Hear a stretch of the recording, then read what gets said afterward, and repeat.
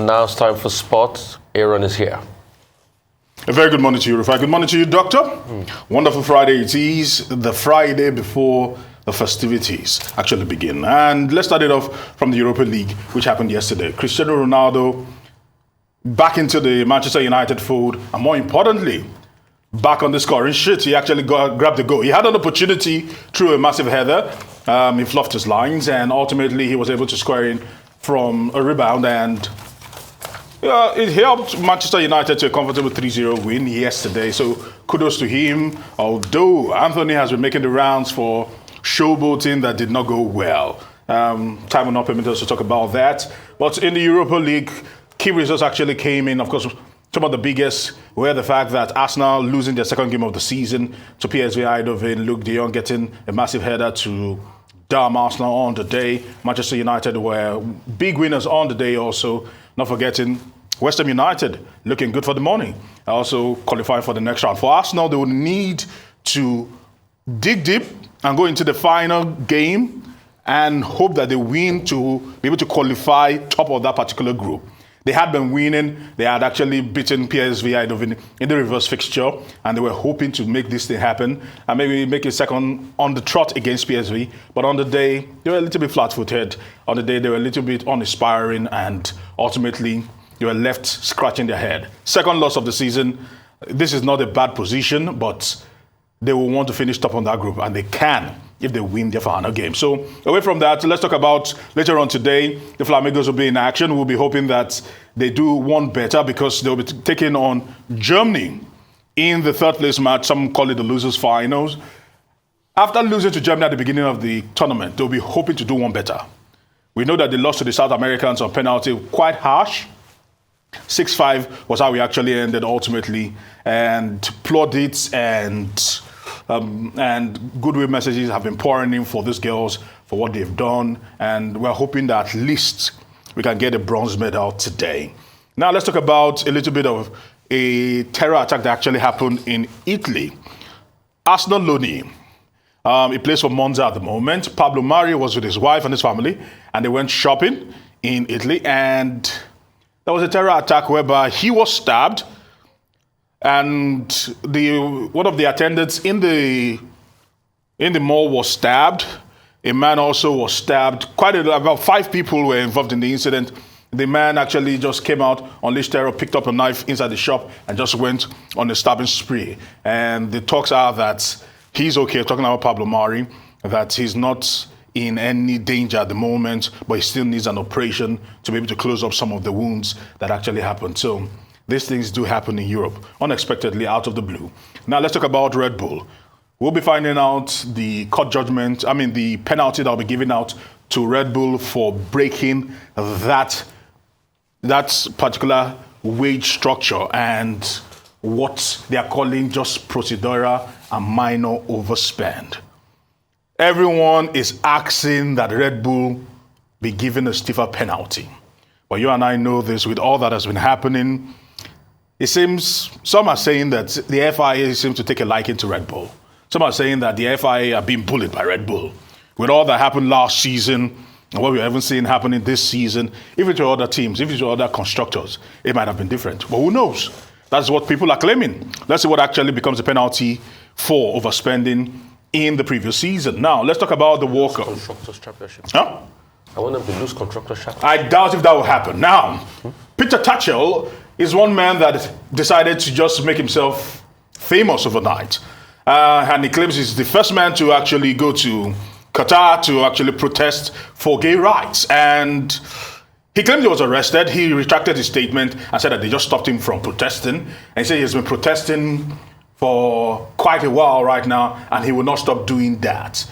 And the Socceroos, talking about the Australian national team, put together a video to speak about several of the problems that are actually bedeviling this World Cup. And they are the first to actually do that. They spoke about migrant workers, they spoke about gay rights and the rest of them.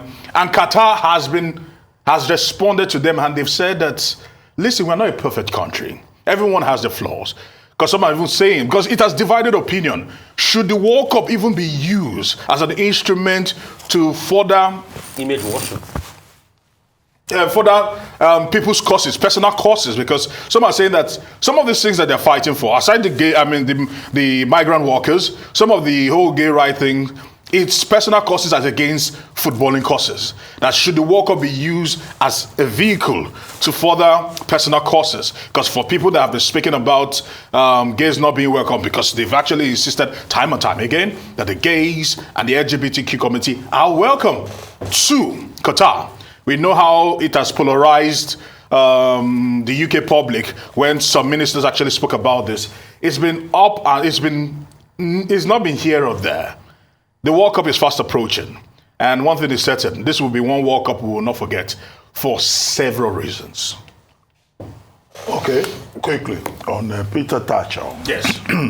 He said when they are to protest and the Qatari authorities, fight one way or the other.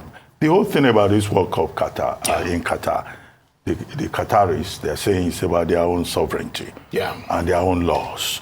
Homosexuality is forbidden in Qatar, and they have set up rules. They've said, look, people cannot even come there and misbehave. So it's been very controversial, whether with regard to homosexuality or with regard to drinking and clubbing. And that was why when we first discussed this matter the other time, I said, well, this looks like it's going to be the most boring World Cup in recent memory. But doctor, they've decided to bend over, so they now have tents whereby sober tents they call them. Yes, but you can be sure also that given the restrictions that they have defined, it will be a boring World Cup, except of course on the field of play. Now, James Cleverly, the Foreign Secretary of the UK, in fact, he is also under heavy fire for coming out to say, look, football fans who want to go from the UK to Qatar should be flexible and be ready to make some compromise. So this is a big issue for this World Cup this year. Second, you talked about the Flamingos. Well, I think whether they win or lose today, well, we'll still have every cause to celebrate the Bayolo Keres girls. Since that tournament started in 2008, this is their best performance so far. They may have lost on penalties to Colombia, 6-5, because they played a very defensive game. So today they are meeting Germany in the losers match. Whatever it is, it's still an improvement on their previous performance. As for Ronaldo, yes, 701 goal, right? Club goals, So he got an opportunity to be in the starting lineup, and luckily, I say luckily, because it looked like Man U was not going to score, but eventually, he proved himself. And we keep saying that he keeps showing his endurance, his resilience, his talent, his capacity to show up when it matters most. And that's the way it is in football, isn't it? Okay, so... And he's still very much alive. He's not dead. No, he's not. You remember who said that? When he won his last World Cup, Pelé, he kept on shouting in the dressing room, I am not dead. I am not dead. And as for Pablo Mari, that's scary. Very scary. When celebrities get attacked. Take Salman Rushdie, the writer. He has lost one eye. He has wounds all over his body. He has lost the use of one hand because he was attacked at a public place. So celebrities are at risk. Maybe the lesson is that, look, celebrities may need to take extra precautions. But they always want to feel like they are everyday people. Yeah, but we live in a dangerous world. When I saw the Salman Rushdie story, that was really touching. One of the best brains in literature. It's unfortunate. But before I go quickly, Rufai, at the Lagos Salami this weekend, I don't know if you will be attending. Nigeria will be hosting Tanzania. It's an under-23 qualifier going down at the Lagos Salami. So a lot is expected this weekend. Let's see. If I truly would have the time, I'd like to get a train and go there. I think one of the last major games we played was against Georgia there in '93. So football is coming to Ibadan this weekend. Always a pleasure. We have to go. Thank you very much.